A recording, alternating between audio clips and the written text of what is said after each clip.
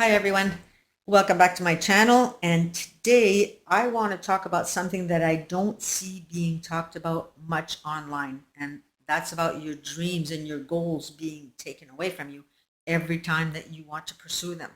It seems every time you get excited about a goal, a plan, or a dream for your life, there's someone who seems to twist it, crush it, and do everything in their power to bring your goals and dreams to a halt. And it seems like that because it is that way if you have a controlling narcissist in your life.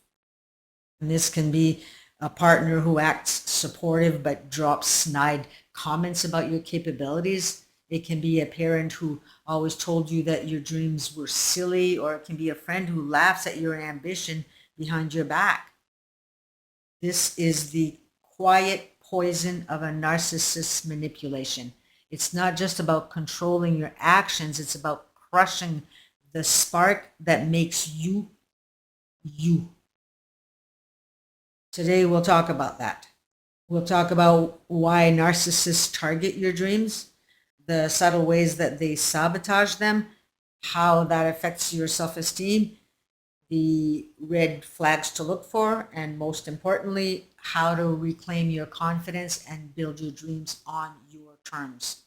So grab a notebook if you like, because I'll share a few exercises that you can do to start untangling their lies from your truth. So first, let's peel back the curtain. Why do narcissists do this? What is it about your dreams that bothers them so much? Here's what we know from research on narcissistic personality traits. Narcissists, they have an intense need for control and dominance in relationships. They crave narcissistic supply, admiration, attention, power over your feelings. They deeply fear abandonment and see your growth as a threat to that supply. Recent study snippet here. A 2020 paper in Frontiers in Psychology found that people with high narcissistic traits tend to experience envy more intensely than others, especially when they see someone that they're close to thriving in ways that they secretly wish that they could. So you're triggering them by trying to pursue your goals and dreams. When you dream big, it reminds them of their own failures or insecurities. They react not with support, but with belittlement. They'll downplay your ambitions. They'll poke holes in your plans or joke about you getting too big for your boots. Let's look at an example here. Take Lisa, a talented singer, and this is just a made-up story to show you how this works.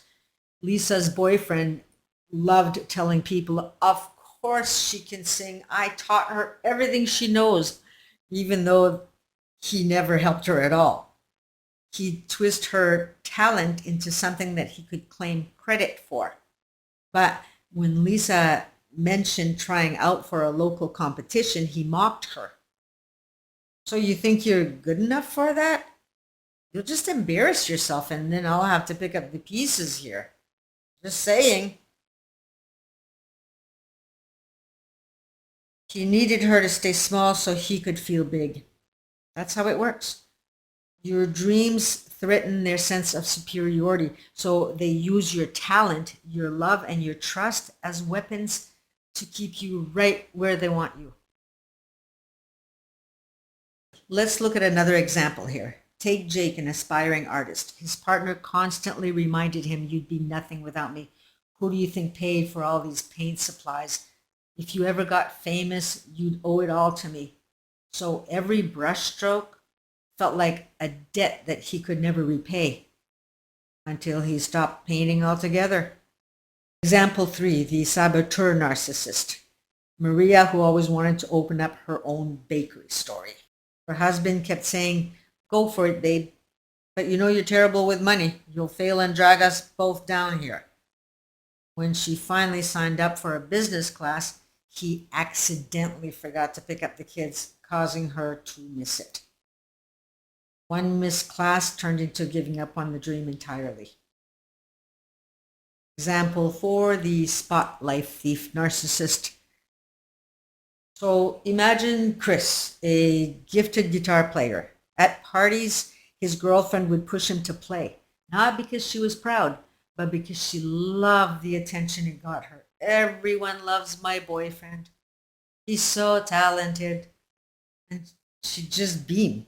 But the second that he talked about recording his own song, she'd scoff. Don't get ahead of yourself. You're not that good.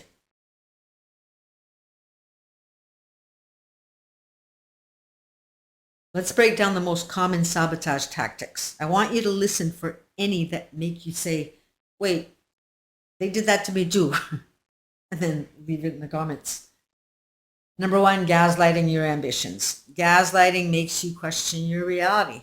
When you share a dream and tell them that you think you could start your own business, they might mock your skills. Remember the tone, right? Really? You're terrible with money. Be serious. They might discourage you with phrases like, who's going to watch the kids when they're already available?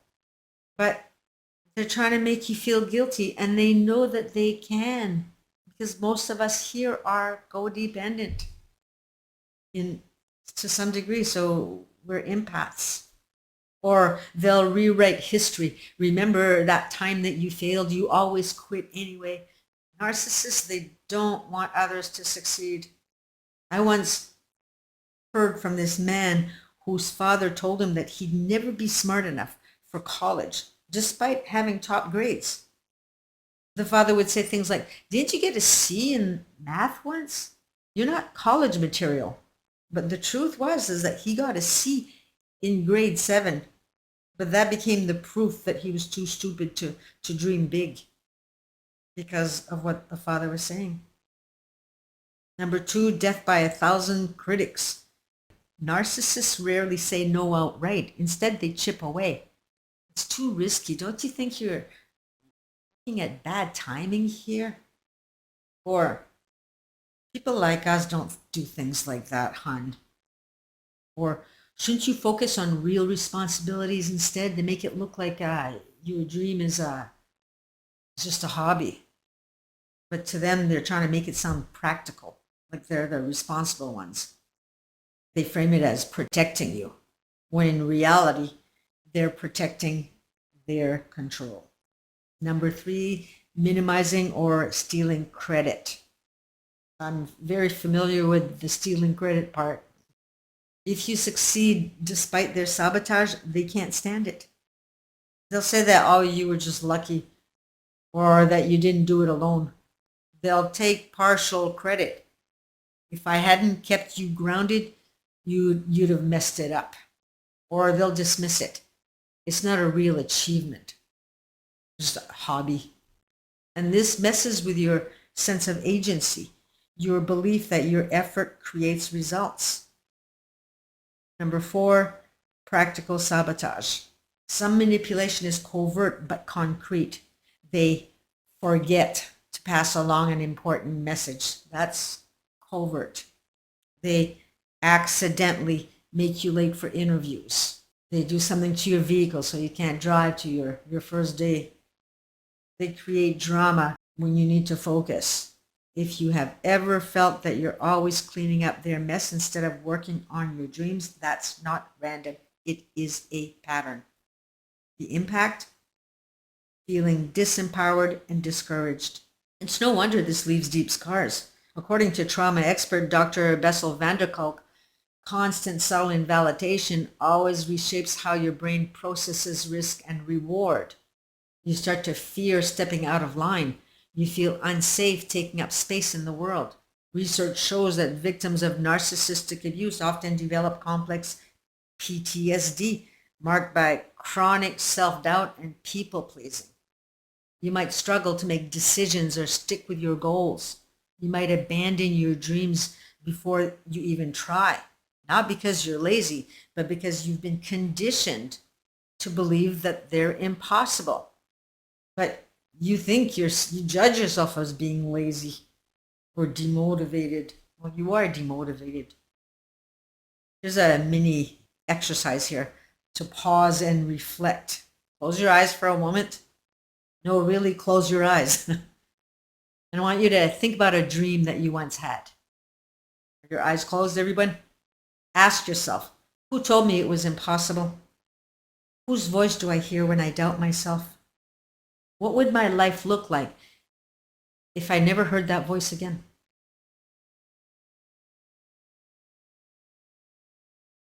This is where you start to shift your story.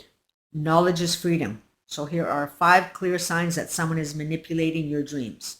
Write them down.